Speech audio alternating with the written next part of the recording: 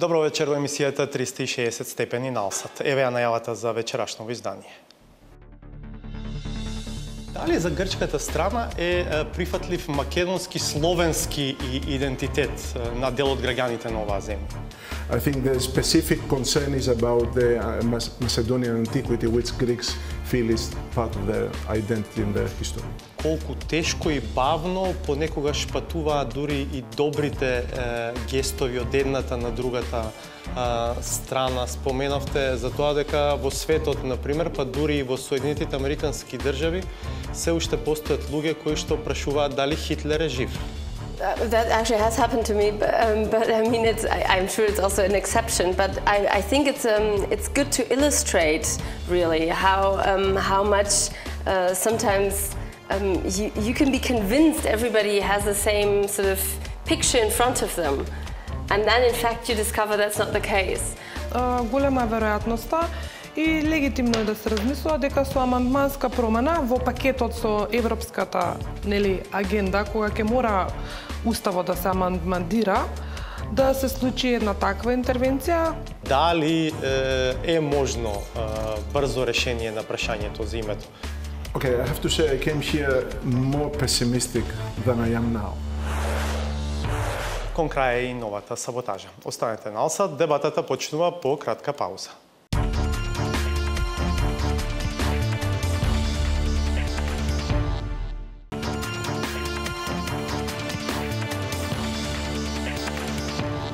Гледате 360 степени. На дебата за македонско-грчките односи под наслов "Каде е јазот? Името ли е или непознавањето едни со други?" се слушна иницијатива интелектуалци од Македонија да се обратат со отворено писмо до грчкото општество. Лјупчо Петковски од Евротинк рече дека тоа е начин да се дознае дека мнозинството граѓани на оваа земја не се налудничави националисти и крадачи на историја. Како овој контекст да се реши? Еве, како во тој контекст очигледно дека е јавното мислење проблем. Има два одговора. Правиот одговор е реедукација. Значи реедукација на сите нивоа и тука сите тие нивоа што ги спомнавме имаат своја улога, отворена дебата за прашањата и така натаму и така натаму. Меѓутоа тоа е долгиот процес. Тој нема да го решиме проблемот со името, да го ставиме во рамка, тој процес ќе трае низ годините натаму, доколку имаме искрена желба и волја едните и другите тоа да го отвориме. Ама нека и другиот само да ги отвараме прашањата и неговите табуа. Туку треба да се насочиме на своите табуа. Значи, на нашиот национализам, ајде да збориме за нашиот национализам. Ајде да збориме за сопките ние што ги направивме во овој процес и избрките за кои несомнено постојат. На краток рок би помогнало исто тоа што го говоревме. Треба обраќање. Треба приоѓање. Ја еве би отворил зашто грците не разберат преку наше отворено писмо грчката јавност какви се позициите на мнозинството на македонските интелектуалци и граѓани. Дека ние не сме налудничави националисти што фатиле да ја крадат историјата, туку едноставно делиме многу работи, туку едноставно самите ние го оспорувавме тоа што се случуваше кај нас и така натаму и така натаму, за да не добиваме само ксенофобични поединци од двете страни како примери и парадигма за целата или метафора за целата нација. Ова беше речено на дебата во Скопје, а во студиото на 360 степени имам неколкумина од учесниците на таа дебата. Прва до мене е Ева Елерајт, директорка на канцеларијата на Фондацијата Фридрих Еберт во Скопје. Добро вечер, благодарам што сте со нас. Thank you for inviting me. Ана Чупеска, доцент на политичките студии на Правниот факултет Јустинијан I во Скопје. Благодарам што ја прифативте поканата. Благодариме на поканата, задоволство ми е да присуствувам на оваа емисија. И Јанис Армаколас, професор на Универзитетот Македонија во Солун и истражувач во еден од највлијателните грчки think tank организации Елијамеп. Добро вечер и за вас. И со вас ќе почнем, господине Армаколас. Што мислите за оваа идеја на господинот Петковски? Може ли таа да биде корисна и на некој начин да релаксира делот очигледно напнатите односи меѓу општествата? Specifically about the idea of colleague Ljupčo Petkovski, I wouldn't want to give my opinion whether this is the adequate initiative, because it's not up to me to decide.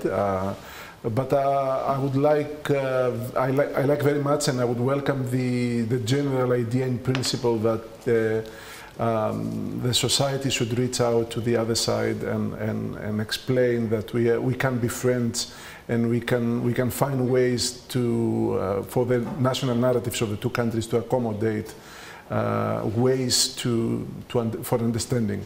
So for me, that is the most important thing. How this will be done, it's up to the local civil society and the people from this country. Ќе разговараме вечера каде е практично јазот, но подоцна сега сакам да ги слушнам првичните реакции на оваа иницијатива на Петковски од сите вас, госпожа Гелерет.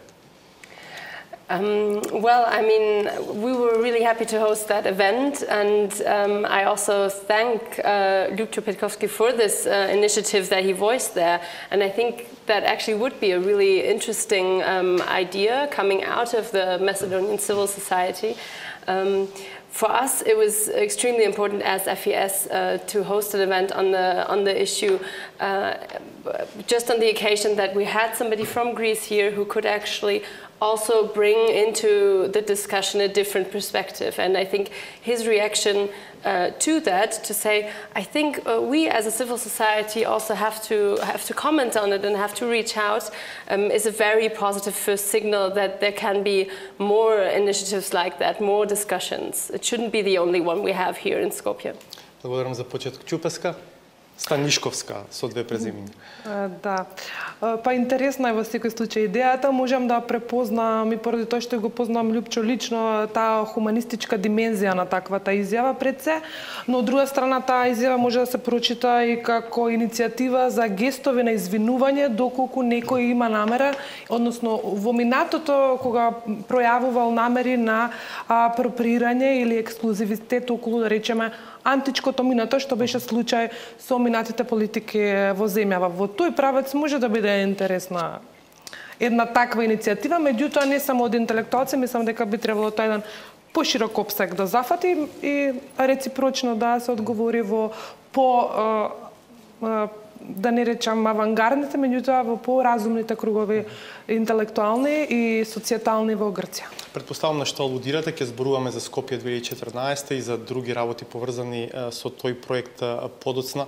Армаколас, вие на дебатата констатиравте дека не е во прашање само името. Рековме, базичната дилема беше каде е јазот. Рековте, не е во прашање само името, туку станува збор за група прашања надоврзани на ова главно прашање за името.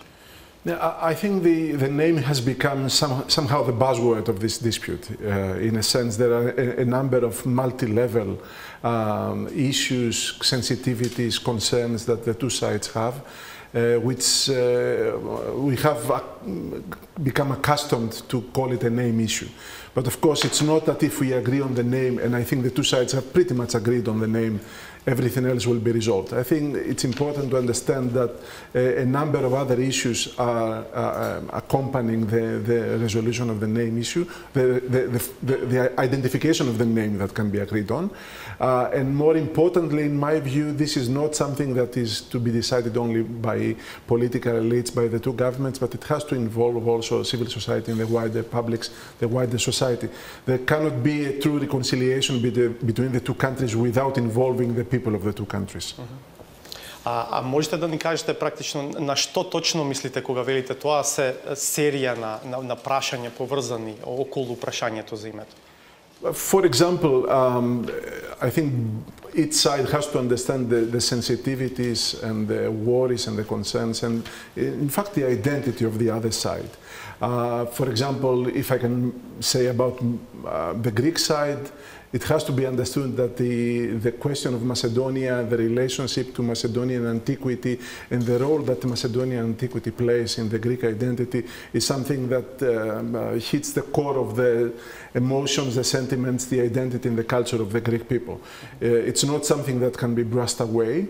It's not something that will be forgotten if we have an agreement on the name issue. And that, if we're going to have an agreement and a true reconciliation between the two sides, this side of the concern and sensitivity of the Greek people has to be understood. Дали за грчката страна прифатлив македонски словенски идентитет на дел од граѓаните на оваа земја? I think the Greeks fully understand that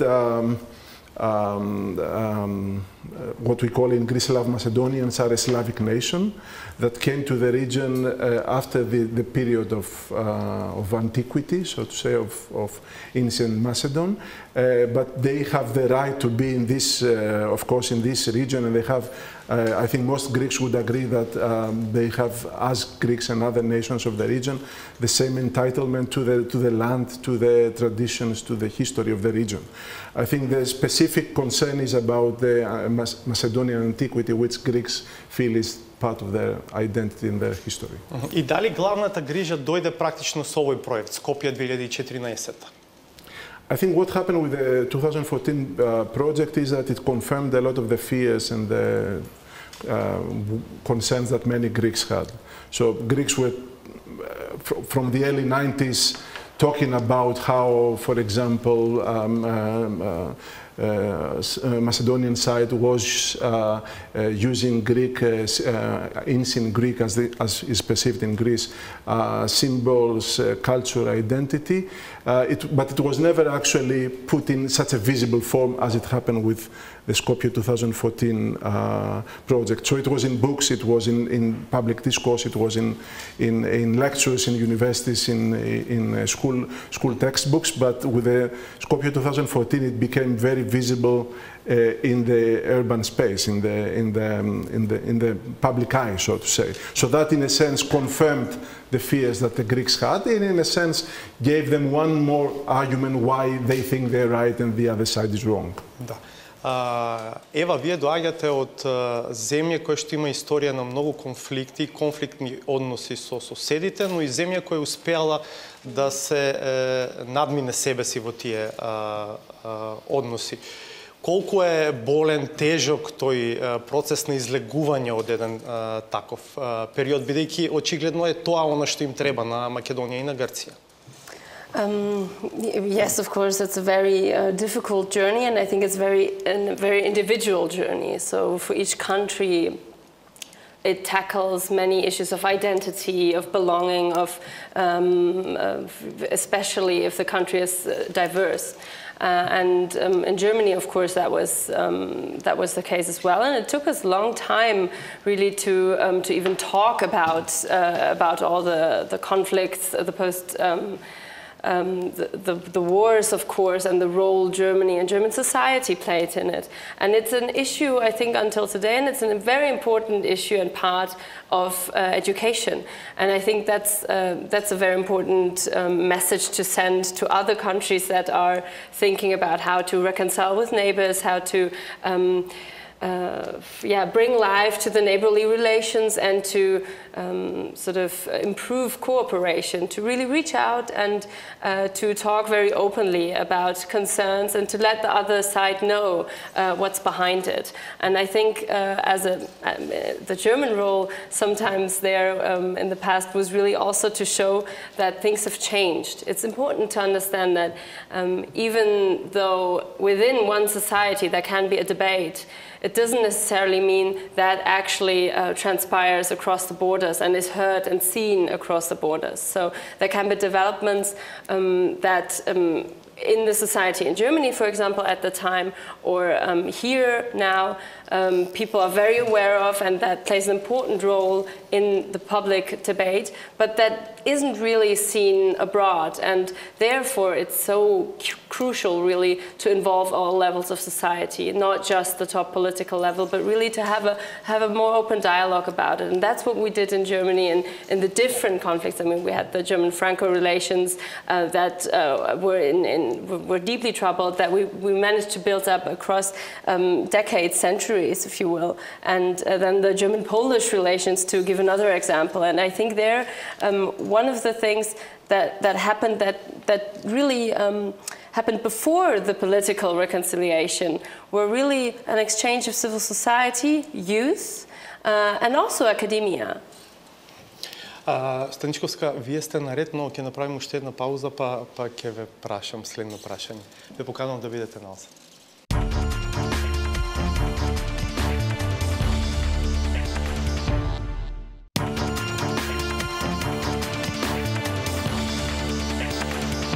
Каде е јазот меѓу Македонија и Грција е темата на вечерашната наша дебата. Ја продолжуваме со моите и ваши гости, меѓу другите Ана Чупеска-Станишковска, доцент на политичките студии на Правниот факултет. Каде вие го гледате главниот јаз, Чупеска? Мислам дека јазот е, уствари убедена сум дека јазот е резултат на минати политики пред се националистички, нели поттикнати од националистички идеологии кај двете страни. Меѓутоа, тоа не значи дека не постојат социјатални нивоа, каде што сепак постои убава и здрава комуникација, независно од таквите тенденции. За среќа, контекстот сега е далеку пороменет. Значи, прво, во контекст на регионалната безбедност, сите политики се променети, како што нели претходно на дебатата адресирав, но важно е дека иницијални гестови за подобрување на односите се направени прво преку лидерските средби, кои што можеме да ги сметаме за успешни и мајки ги предвид предходните нели искуства, а секако преговорите се тука, значи се работи на нив, се настојува да се најде решение, посебно тоа можам да го кажам за македонската страна, не сум присутна во Грција, инаку верувам дека и они имаат подеднаква волја како и ние тоа да направиме, но многу е важно да знаеме дека таа соработка мора да се оствари, прво затоа што сме соседи, второ заради меѓународните текови, посебно регионалната безбедност. Независно од тоа дали спорот ќе се реши до јуни или кога и да е датумот, ние мораме да воспоставиме соработка, ние сме први соседи, а тоа можеме на 3 нивоа да го направиме и тоа така се прави. Овие искуства на кои што не упати Ева, други, јапонско-холандско искуство, чешко-ерманско искуство, значи милиардници примери на пријателски пракси на 3 нивоа се. Значи прво се лидерите, кои што треба да интензивираат средби, нагласувам ова независно од преговарањето, потоа на ниво на цивилно општество, како што беше убаво адресирано, од медиуми до академија, независна културна сцена, овие бизнис заедницата, па дури би рекла и религиозните заедници, и они спаѓаат во цивилното општество, и на ниво на локална самоуправа, во мидл менеджмент во администрацијата, што е да се направат парламентарни, например, заеднички комисии за конкретни прашања или меѓувладени ресорни заеднички тела кои што ќе си го леснат живењето и комуникацијата. Мора да има контакт меѓу културите. Долго време се зборува дека мора да се работи со јавните мислења и во двете земји, така беше и во 2007-та, 2008-та, 2009-та, но постојано се зборува, а ништо не се прави. И на крај имаме јавни мислења какви што имаме. Еве, видовме и во анкета објавена во Република Македонија и во анкета објавена во Грција. Јас морам да нагласам, неколку пати сум кажала, јас не сум фан на јавното мислење и слухот за јавното. За вакви прашања, мислам дека политичарите се тука клучни. Они мора еманципаторски да настапат. Значи, не да ги поттикнуваат, или исто така и медиумите имаат огромна улога тука. Зошто да се сензационализираат, да речеме, ксенофобични изјави на некои маргинални позиции, сега како ќосиња, условно кажано, или некои членови на Златна Зора, кога може да се оддаде важност на позитивни примери. Зошто нема вести за грчко-македонската продукција на филмот на Ѓорче Ставрески, за режисерските достигнувања на Унковски и Поповски во атинските театри. Зошто нема медиумско известување за независната културна сцена пребогата, верувајте, со прекрасни иницијативи кои што се индивидуално поттикнати. На тие иницијативи никој од медиумите не обрнуваат доволно внимание. Кога така би се настапувало, јавното мислење се креира. Тоа е значи резултат на креација. Оно може да се обликува и од тука мислам дека одговорноста е голема кај медиумите и во Македонија и во Грција, меѓутоа со поттикот естаблишментот. Инаку се согласувам и се гледа промена, да речеме, пред и по потпишувањето на договорот со Бугарија, како кога работите ќе легнат, тогаш и јавното мислење се менува. Така беше со сите тешки одлуки во овие изминати 25 години, практично политичарите ги носеа, јавното мислење во првичниот момент не ги одобруваше, но потоа се адаптираше на нив. Така, во правоста, вашиот впечаток е точен и затоа нагласив дека естаблишментот треба да ги поттикнува тие иницијативи. Колку и да се тие, нели, не треба да бидат зависни од политиката, живееме во Балканот, живее во такви околности каде што таа доза на етатизам, на една, да речам, нагласена државност и тие националистички наративи прават да политиката се уште влијае на, значи го индуцира, да речам, тој страф и меѓусебна недоверба. Што ме ова сменато, а сменато е, се почнуваат работите да се менуваат, тоа треба уште повеќе да се поттикне како фондацијата што поттикнува дебата, понатаму конференции, разни средби, мора да има контакт на културите. Тоа е единствено можно на тој начин. Господине Армаколас, застанавме кај македонскиот антички идентитет. Дали од тоа треба да прочитаме дека прва работа што би требала да ја направи оваа страна е на некој начин да направи јасна дистанца од тоа што вие велите дека е главна грижа на граѓаните на Република Грција? Well, it's difficult for me to say, and not my role really to say what, I mean, the society should do. I'm just pointing out the fact that is really one of the key dimensions, so to say, of Greece's or Greek publics or Greek society's emotionality on the issue. And I'm pointing out this simply because this keeps coming back every time, even if there are positive movements or evidence of good relations, like my colleague mentioned, economic relations, for example. You have evidence of things that could change the mentality of the people, starting seeing the neighboring nations in a more positive light, and then this jumps into the picture and makes people go back to the fallback position, which is of course stereotyping everybody, stereotyping the neighbors. Сакате да кажете дека преименувањето на аеродромот и на автопатот се добри, но недоволни гестови во оваа насока? I'll be very honest. Most people say, I mean, is this a big gesture? Is something that was added only recently? What is the big gesture beyond that? This is something that should have been done. It was done recently, though, the renaming of the airport or the renaming of the highway. I think it's important, but people were expecting that this would happen from the beginning when the government changed. And if I may say also, some of the good publicity, so to say, if I can use this expression, of the renaming of the airport and the highway was lost when I think it was Minister Dimitrov mentioned that Alexander the Great can be also Greek tradition or Greek something. It was mentioned something like that. That got a lot of bad publicity in Greece. In the sense when you feel that this is your history or history that belongs to you, that's what Greeks think. When a politician from the other side says, well, it can be also Greek, it doesn't have a very good, so to say, doesn't give you a good vibe. But anyway, I mean, I don't think we should allow details. It's not details, it's very important, but it should allow individual actions or individual statements to ruin the picture. I think we are in the right direction, and mistakes will be made.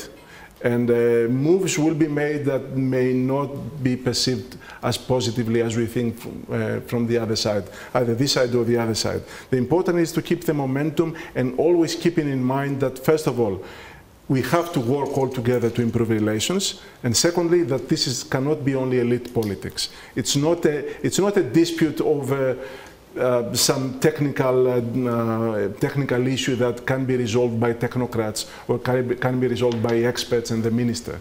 This is something that involves the identities of both people, the cultures and the history of both people, and both societies will have to be on board on this process, and they have to give somehow the legitimacy at the end of the day. That's what I'm saying. Да, но ако сега ќе ги поедноставувам нештата повеќе како провокација, но ако мислите дека треба да се чека мнозинска поддршка за такво нешто во јавното мислење во двете земји, веројатно тоа тешко ќе се случи. On that, I will agree with my colleague Anna Ciupeșca in the sense that not that we should disregard the wider public, but in the sense that political leaders are leaders because they have to lead when it's necessary.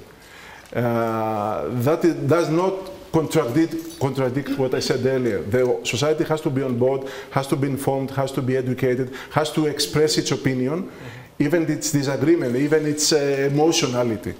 But then at the end of the day, if it's something that has to be done, the political leaders will have to show the way, and this is why they voted in office. I mean, otherwise we wouldn't have a government, we would have public opinion polls on running the country.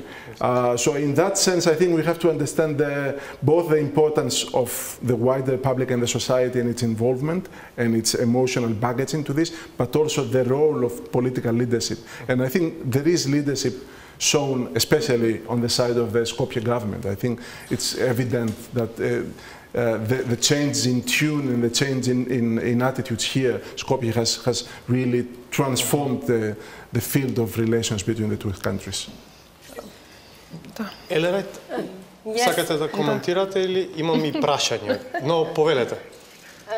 I would like to comment. Actually, it brings me to a point on sort of what we focus on in the debate. I think when all we see in media and all we see also in daily life is either the absence of someone or just the focal point of one political comment, it's very powerful, and it will shape sort of the opinion and the perspective and the everything you know about it.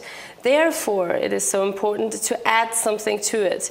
I think sort of bad relations between societies are often the result of one political comment spiraling out of control. That wouldn't have been very significant had there been more exchange on many other levels. So as soon as you only have this one thing to draw to turn to, it becomes very, very big. And therefore, we're really, as a foundation, and we hope other civil society organizations also do this, want to encourage really different players in this to add another voice to the debate, not necessarily and actually really not about the name issue as was really said, but rather about also the shared problems. I mean, these are neighboring countries. They have many issues in common. They also have many, I think, qualities in common, and it's sometimes helpful to focus on that and then to sort of give the debate different layers and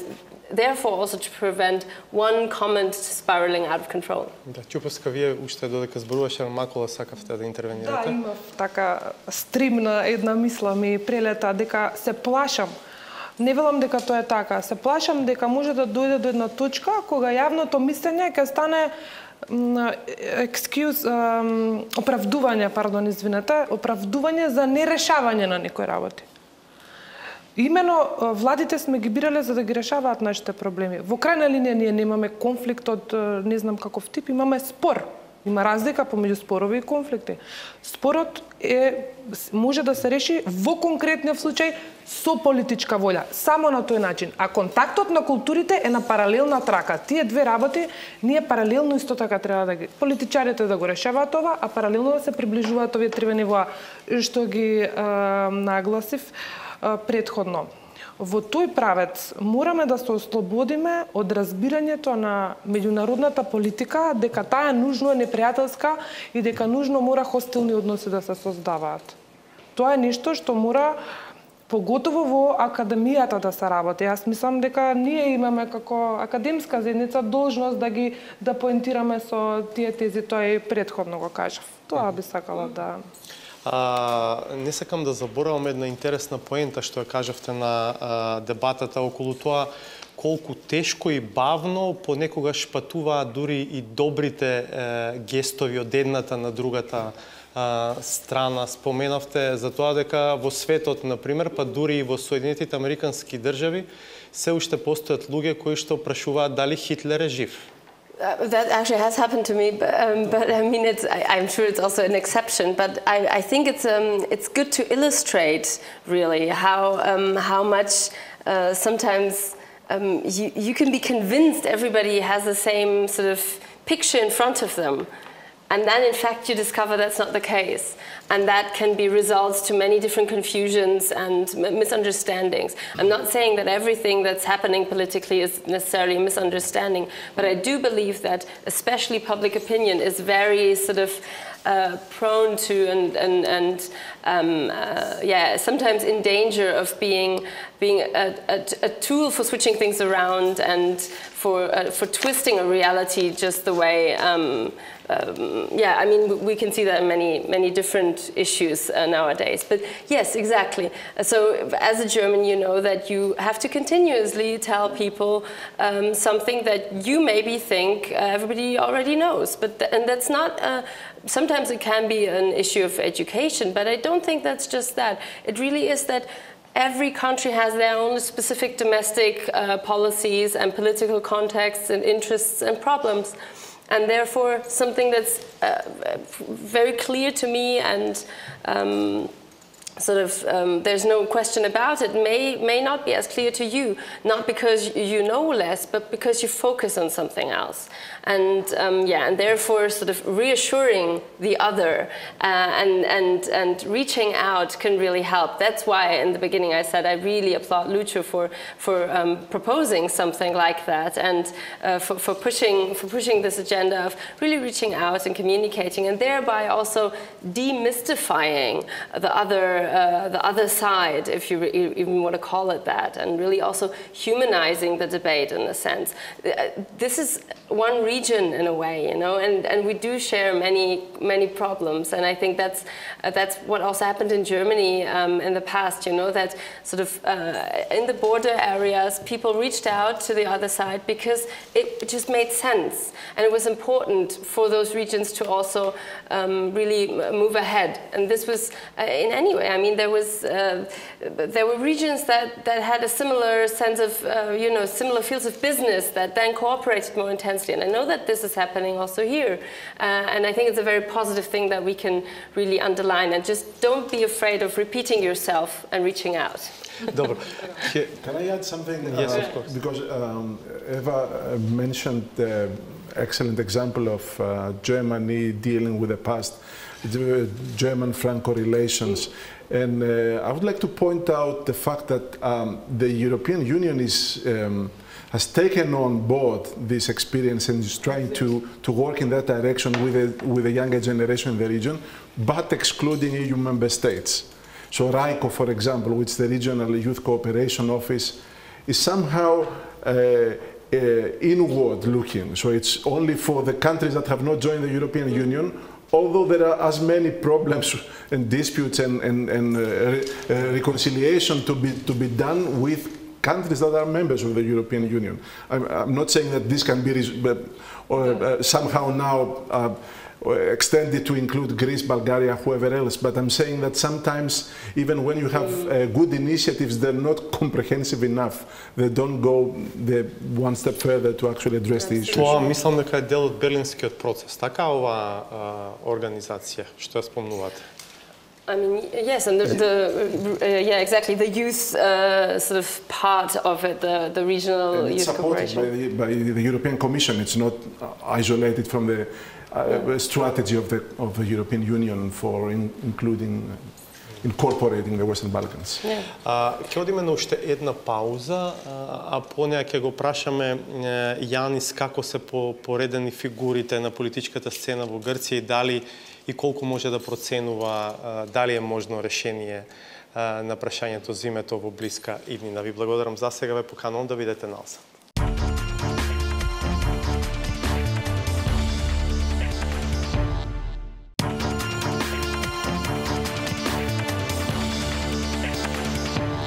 Дебатираме за македонско-грчките односи во светлината на интензивните преговори за името, но и во светлината на потребата за поинтензивна и поотворена комуникација на ниво на општество.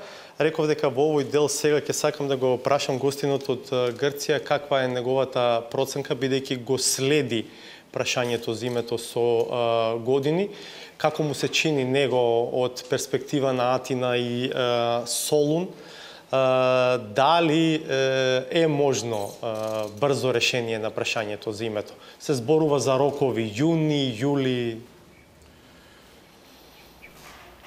Okay, I have to say I came here more pessimistic than I am now, which is good because I think the people in this country and the new government and the whole hype by the civil society and the young people is one of the most interesting and positive developments and dynamics in the Balkans in recent years. So somehow it instilled to me also a bit more optimism.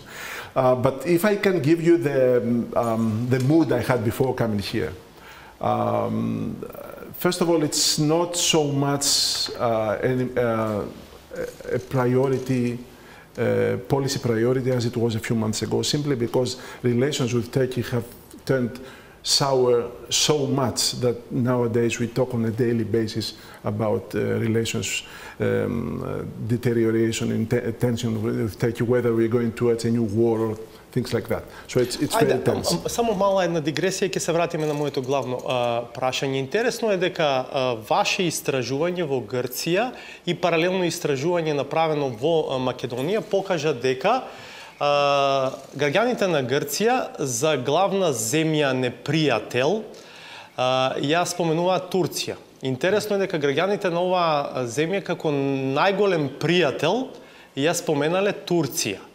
Како реагира грчкото општество на тоа сознание, да речем? Ако воопшто реагира некако? It would be very negative for the prospects of resolving the name issue. So I think it would be for the ordinary Greek if there is always this concern that whatever is happening in the region that we don't like, Turkey is behind it. So if you would tell them that, Turkey is very friendly towards... тоа нели е аргумент за Грција да сака да го реши прашањето за името? In my mind, yes. But not necessarily in the mind of ordinary people. In my mind, yes, I think Greece should resolve disputes with all the neighboring countries, including the problem of non-recognition of Kosovo, simply because we have to help the region, the entire region, join as soon as possible NATO and especially the European Union. And that would somehow prevent the influence of Russia and Turkey, which in my mind, they're both not very positive influences these days. Сега вратете се на првичното прашање. The initial question now, I was trying to avoid it.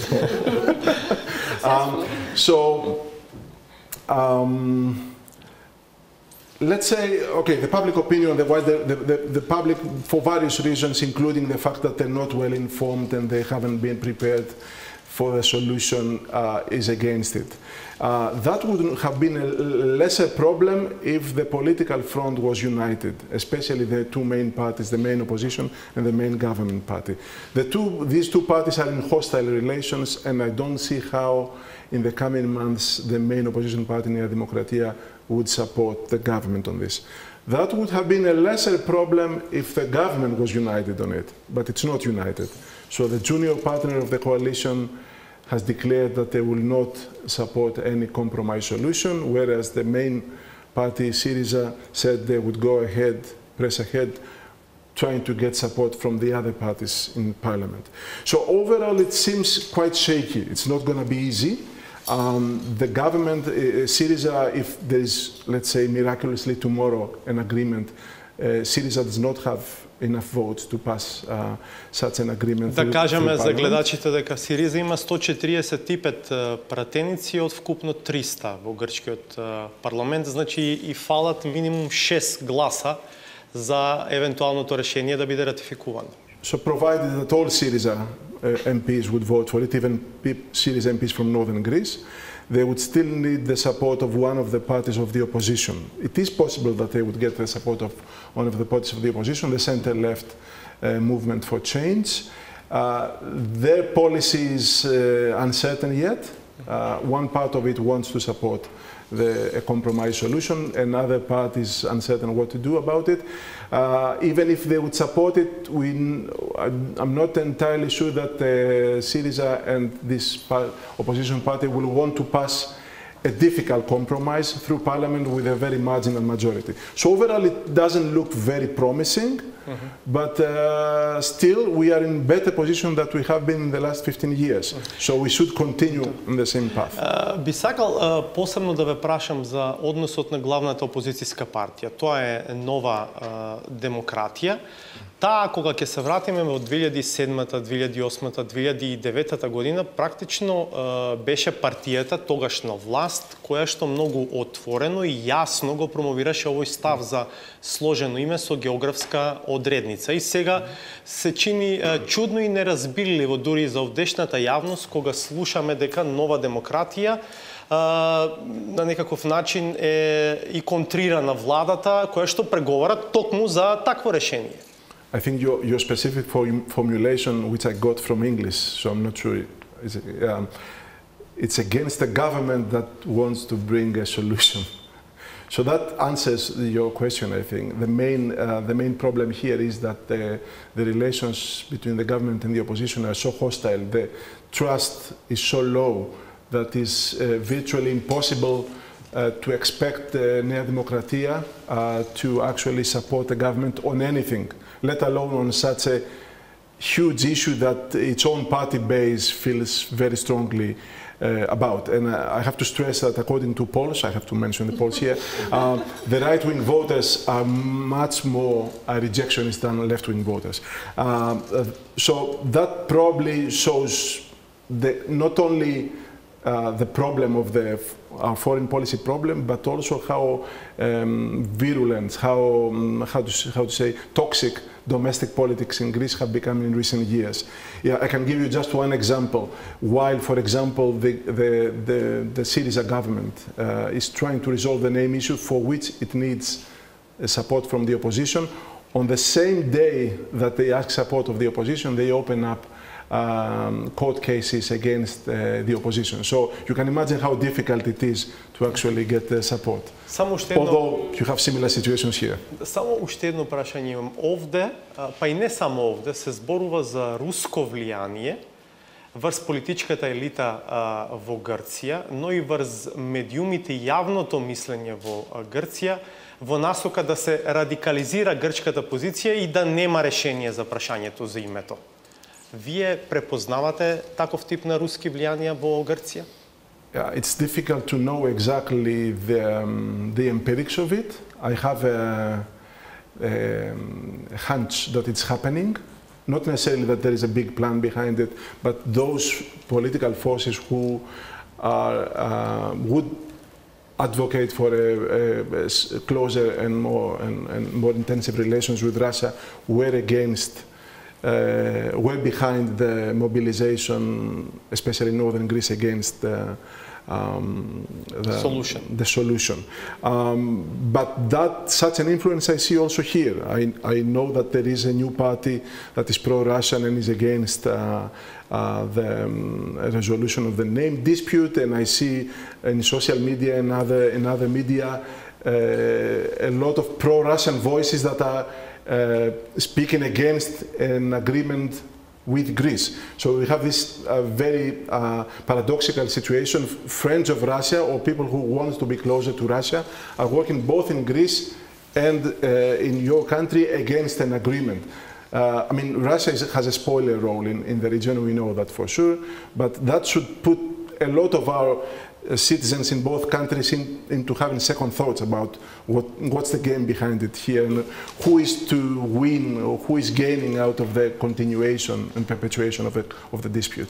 Чупеска, прашањето за опсегот на употреба на името, а тоа тесно поврзано со евентуалното отворање на уставот и негова промена се чини главната пречка сега во оваа фаза од преговорите. Ви се чини ли дека може да се најде формула на оваа линија која што би ги задоволила двете страни? Не би шпекулирала или лицитирала со конкретни формулации вака во смисла на збор до збор што како би звучало сето тоа, но голема е веројатноста и легитимно е да се размислува дека со амандманска промена во пакетот со европската агенда, кога ќе мора уставот да се амандмандира, да се случи една таква интервенција како ќе се договорат, ќе видиме. Меѓутоа, отворено прашањето, поготово нашата страна, јасно заев пред некој ден, фактички изрази спремност дека постои варијанта за една класична интервенција уставна која би се однесувала за ерга омнес во класична смисла на зборот. Што би била вашата завршна порака од граѓанин на земја која што е анкер пред се на Европската унија? Well, во Грција не сте многу омилени, нели? Well, I think it's getting better again, and I'm glad about that. But I mean, no. But in all seriousness, I really think any agreement, like the importance of reaching out on a civil society level, is sort of regardless of whether or not the name dispute will be resolved. So it is crucial, I think. And a political agreement, any political agreement that will be met, will not be the first step, and it will not be the last step. So we cannot avoid really talking to each other and bringing other issues to the table also that were sort of underlying. As was said in the beginning, we're really just the name dispute was sort of put on top of it. So I think Лјупчо Петковски на дебатата спомена дека веројатно ќе биде потребен процес на реедукација на многу нивоа, но дека тој процес е бавен и ќе бара време. It will definitely take time. I mean, I mentioned before how long it is taking, Germany to sort of move ahead. But I think with good results, and if that can be a good example for the region, I'm happy. I think we need more education and information about the other, a demystification really of the other side, and that can only work if we bring together civil societies on different levels. And really, the initiative has to come from here and from Greece itself. I think we can facilitate it as a German organization, and I'm happy that the event went so well as it did, and I hope it wasn't the last one, but I think anything that really pushes forward the communication between the two societies has to grow out from the citizens and from the civil society. Благодарам на сите што вечерва бевте дел од 360 степени. Благодарим. Ве поканувам да ја одгледаме и саботажата.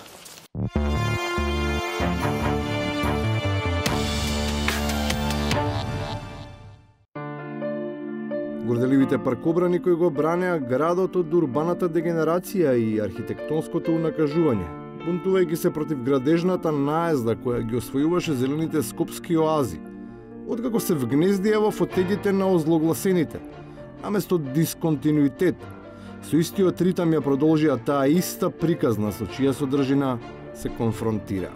Штитича урбана мафија, ненародна урбана мафија. По превземањето на власта на 15 октомври ќе го запреме градежниот хаос. А ништо не променете и сега. Истото го правиме.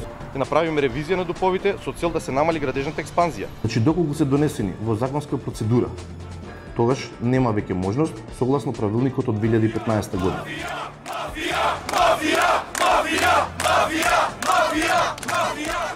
Нивото на толеранција почнува сериозно да допира до лимитите со кои таа нормално се граничи, а прашањето на одговорност веќе не треба ниту да се поставува, туку да биде одговорено. Иако со динамиката со која се одвиваат процесите, тоа веројатно и натаму ќе остане само на ниво на продолжена празна реторика, ама полна со оптимизам. Огромен е бројот на луѓе во владата кои што и знаат и се трудат. Исто така голем е бројот на луѓе во владата кои што многу се трудат, а не знаат. Но се трудат и да научат. Има еден дел кој што ниту знаат, ниту се трудат. А поради тоа ќе се случи секако и реконструкција. Инаку реконструкцијата на владата, премиерот ја најави уште пред еден месец. Јас сум убеден дека докај 10 или средината на април ќе бидеме комплетирани. Јас се надевам дека овој викенд веќе како што навршува месец април и ќе привршуваме. А да почекаме да почне месец.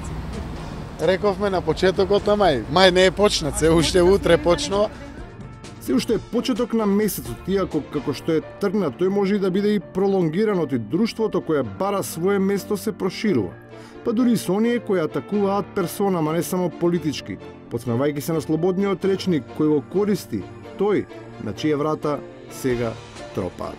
Немојте да мислите дека вие сте тој објективниот во Македонија, ајде да не кажам, како што вели Заев, црпнат.